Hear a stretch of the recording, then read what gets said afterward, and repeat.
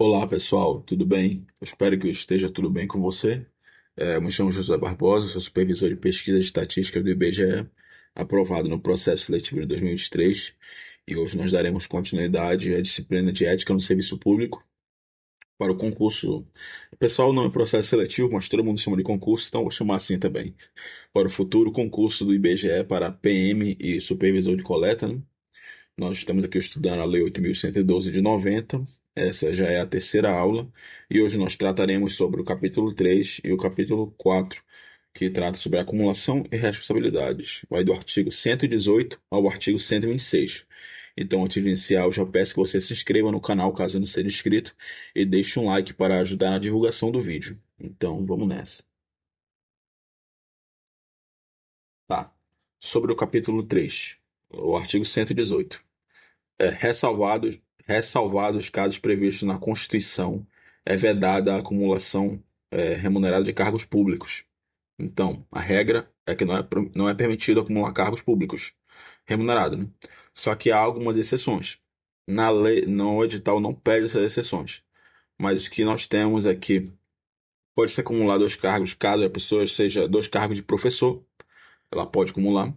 Ela pode acumular um cargo de professor e um cargo de técnico, eu acho que seja para trabalhar na universidade, e em casos de cargos na área da saúde, né? Então, ressalvado esses casos, é proibido, é vedado a acumulação.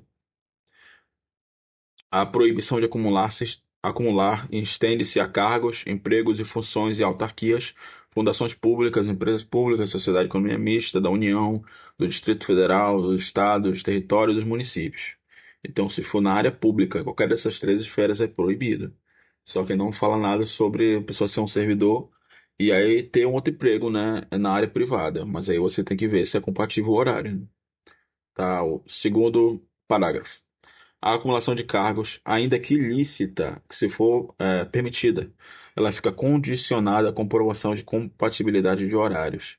Então, né, pessoal, por um exemplo, um professor é permitido, né, acumular cargos, aí pode ter dois cargos, só que caso esses cargos eles fiquem em horário que sejam incompatíveis, então não vai ser permitido, né? Então ele pode trabalhar no período da manhã e dar aula na tarde ou à noite.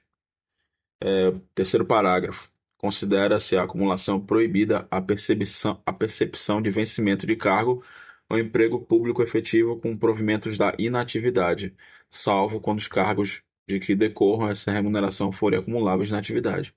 Então, né, pessoal, você não pode receber proventos de aposentadoria de um cargo e começar a trabalhar e receber o salário nesse outro cargo se eles forem compatíveis. Então, né, o cara, ele era técnico do IBAMA e ele tá aposentado já lá, ele passou em outro concurso, voltou a trabalhar numa outra área. Aí ele não pode.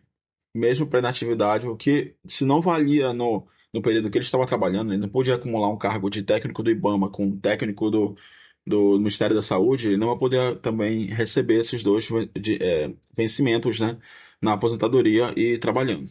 Artigo 119. O servidor não poderá exercer mais de um cargo em comissão, exceto no caso previsto no parágrafo único do artigo 119, do artigo 9, nem ser remunerado pela participação em órgão de deliberação coletiva. Então, né, pessoal, artigo 9, isso aqui já é um incremento na lei, isso aqui não está na lei, foi trazida mais à frente, tá? Ele não pode, né, exercer mais de um cargo em comissão. Mas aí traz o parágrafo único. O servidor ele pode ser ocupante de cargo em comissão ou de natureza especial, se for para exercer o cargo interinamente. Então, né? Então, isso não vai atrapalhar as atribuições do cargo que ele atua, mas aí, nessa hipótese, né, ele deverá optar pela remuneração de um deles durante o período de interinidade. Então, ele faz parte de uma comissão.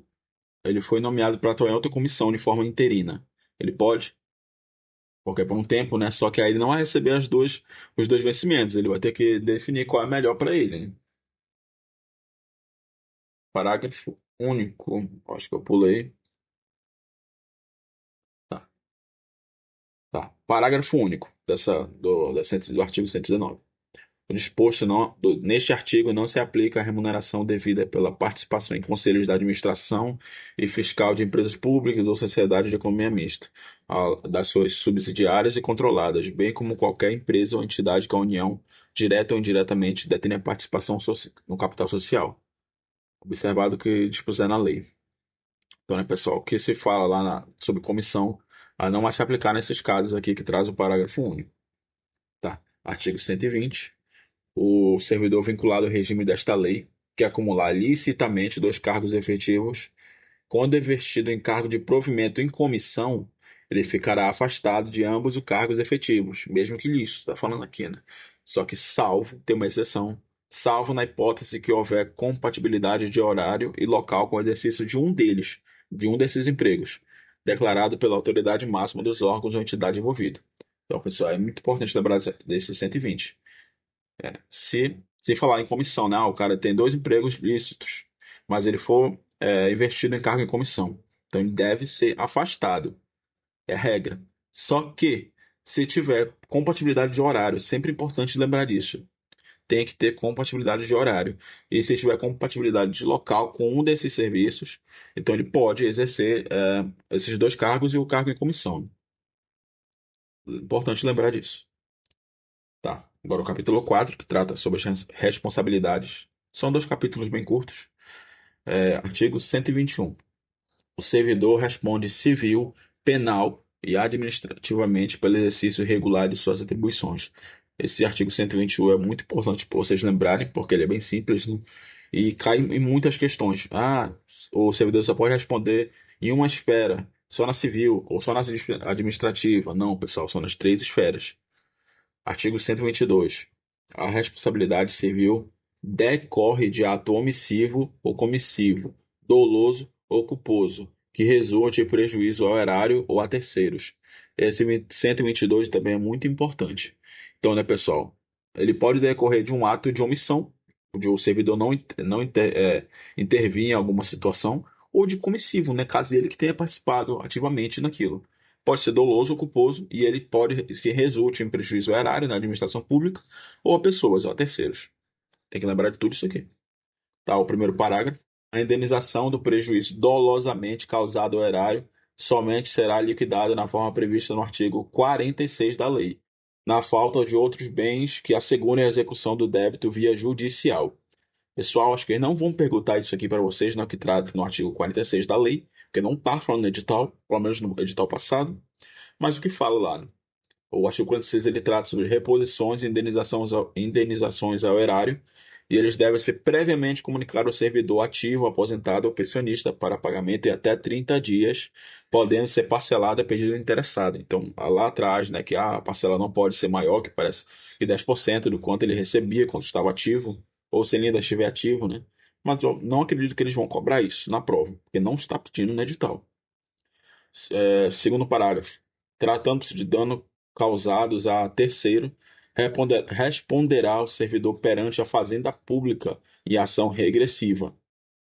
Terceiro, a obrigação de reparar o dano estende-se aos sucessores e contra eles será executada até o limite do valor da herança recebida. Então, né, o caso o servidor ele teve algum problema aí, né, durante o seu trabalho, ele vem a falecer, deixou uma herança, né, para os seus herdeiros. A Zecasa ele tenha que pagar, né, por esses danos causados ao erário ou a terceiros, ou que o valor que for cobrado ele vai ser estendido à herança recebida. Então, vão ter que pagar, né? O artigo 123 ele fala sobre a responsabilidade penal e abrange os crimes e contravenções imputados ao servidor nessa qualidade. Então, é muito importante se lembrar sobre esse artigo, né, porque ele é também muito cobrado em prova. E é bem lembrar que isso aqui é sobre os crimes e contravenções e é imputado ao servidor na qualidade de servidor, que fora do seu serviço aí já não sei se impacta. Artigo 124. A responsabilidade civil e administrativa, ela resulta de ato omissivo ou comissivo, né, praticado no desempenho do cargo ou função. Naquele artigo passado, ele falava só a civil, né? Mas aqui fala também sobre o administrativo. Artigo 125. As sanções civis, penais e administrativas poderão acumular-se sendo independentes entre si. Esse artigo também é muito importante porque em várias questões Eles falam outra coisa, eles falam que não poderão acumular-se e que são dependentes. Então, não, pessoal, elas podem acumular-se e elas são independentes entre si. Artigo 126. A responsabilidade administrativa do servidor será afastada no caso de absolvição criminal que negue a existência do fato ou de sua autoria. Então, né, em caso de absolvição que negue a existência do fato ou autoria, a responsabilidade administrativa ela será afastada. A responsabilidade administrativa, muito importante lembrar isso. Porque eles podem confundir você, né? Dizer que, se for absolvido criminalmente, vai afastar a responsabilidade civil, penal. Não, que fala sobre a responsabilidade administrativa. O artigo 126A. Nenhum servidor poderá ser responsabilizado civil, penal ou administrativamente por da ciência à autoridade superior ou quando essa autoridade houver suspeita de envolvimento a outra autoridade competente para apuração de informação concernente à prática de crimes ou improbidade de que tenha conhecimento, ainda que em decorrência do exercício do cargo, emprego ou função pública. Isso aqui é só para dar no servidor, né, não ter medo de prestar uma queixa, né, sobre algum um ato que seja ilícito. Então, essa lei está garantindo, né, que a pessoa não vai ser responsabilizada por denunciar, né, esses crimes. Bom, pessoal, chegamos ao fim do capítulo. Como sempre, vamos fazer aqui duas questões só para incrementar o conhecimento.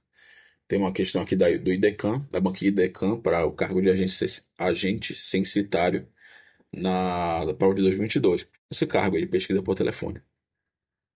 Sabe-se que o servidor público responde civil, penal ou administrativamente pelo exercício irregular de suas atribuições. No caso da responsabilidade penal, é possível afirmar que ela abrange apenas os crimes praticados pelo servidor nessa qualidade. B. Quaisquer crimes e contravenções que o servidor esteja envolvido direto ou indiretamente. C. Os crimes e contravenções imputadas ao servidor nessa qualidade. D. Somente as contravenções atribuídas ao servidor público. E. Quaisquer crimes praticados direto ou indiretamente pelo servidor. Bem, que trata lá o artigo, né, sobre a responsabilidade penal é que só será imputada, né, em relação aos crimes e contravenções e que forem imputadas ao servidor nessa qualidade, na qualidade de servidor. Então a letra correta aqui é a letra C. Importante lembrar desse artigo. Agora uma questão aqui para o cargo de agente de pesquisa e mapeamento da prova de 2023, que foi pela banca IBFC. Tá. Do que trata a Lei 8.112, né, que dispõe sobre o regime jurídico dos servidores públicos e das autarquias, das instituições públicas. De acordo com a mencionada lei, analise as afirmativas abaixo. Primeiro, o servidor responde civil, penal e administrativamente pelo exercício regular de suas atribuições. Correto, né, pessoal? Nós vemos lá nos artigos passados, né, que ele pode responder nessas três esferas. Segundo, a responsabilidade civil decorre de ato omisso ou comissivo, doloso ou culposo, e que resulte em prejuízo ao erário ou a terceiros. Correto, pessoal. Nós vimos também isso aqui, né, nos slides passados, que a responsabilidade civil ela decorre de um ato que seja comissivo ou omissivo, que seja doloso ou culposo e que resulte em que resulte em prejuízo ao erário, né, ou a terceiros. Terceiro, as sanções civis, penais e administrativas não poderão ser acumuladas e sendo dependentes entre si. Incorreto, né, pessoal? Nós vimos, né, que elas podem ser acumuladas sim, né? As três podem ser acumuladas e elas são independentemente entre si. Então nós vimos lá, né, caso haja uma absolvição criminal, vai afastar a responsabilidade administrativa. Mas isso aqui não afeta em nada as sanções civis e penais. Então, vamos ver qual é a correta. Correta é a 1 e a 2, né? Que está aqui na letra B. Então, é isso, pessoal. Chegamos ao fim de mais uma aula. Espero que você tenha chegado até aqui, né? Que você tenha aprendido. E não esqueça de se inscrever e deixar um like no vídeo aqui para ajudar na divulgação. Vejo vocês na próxima aula. Falou!